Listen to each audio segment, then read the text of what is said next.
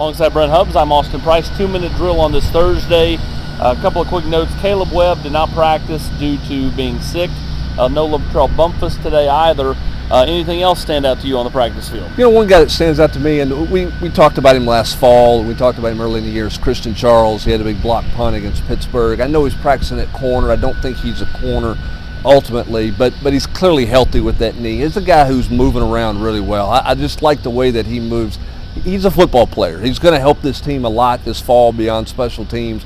I like what I've seen out of him. Clearly much healthier than he was at any point last year. Talked to a couple of freshmen today, plus Byron Young, the two freshmen being Elijah Herring, and then also the talented defensive lineman Jordan Phillips, both of which look the part, Brent. They look physically like they are ready to play in this league. They do, but I think their mentality is probably their bigger storyline for them than their physicality is. And both those guys are exactly right. They look the part. But you talk to enough people, you watch Jordan Phillips go about things, he is a bit of a perfectionist. Reminds you a little bit of Matthew Butler early in his career. You remember Matthew Butler was the last one to leave the practice field.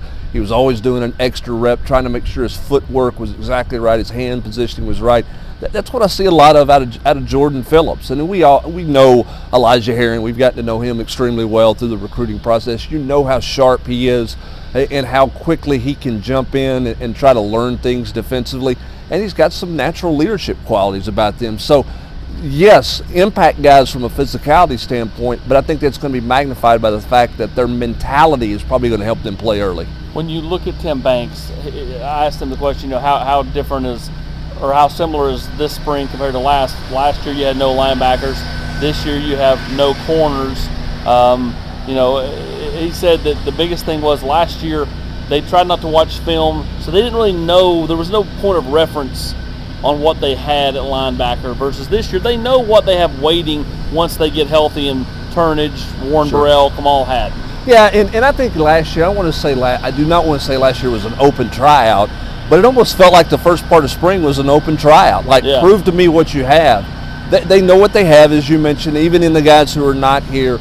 And the fact that the guys who are back, they know what they have that's allowing them to go a lot faster. It was such a let's figure out what we can be defense last year in spring to now it's here's our culture, here's our identity.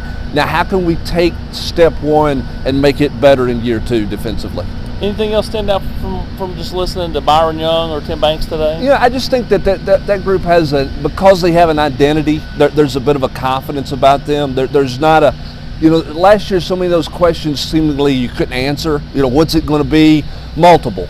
Well, you'll see. We're going to be this. I mean, you do know what Tim Banks wants out of his defense, and I think because of that, you see a confident Byron Young, and you see those young guys getting a clear understanding of what's expected of them, of what they're looking for, what they should be doing right out of the gate. Yeah, Byron Young was asked about that pick in the bowl game. Reference he liked getting dropping coverage. Said there might even be more of that in the defense in this coming year. He's Brent Hubbs. I'm Austin Price. Tennessee will return to the practice field on Saturday for practice number 3 of spring practice.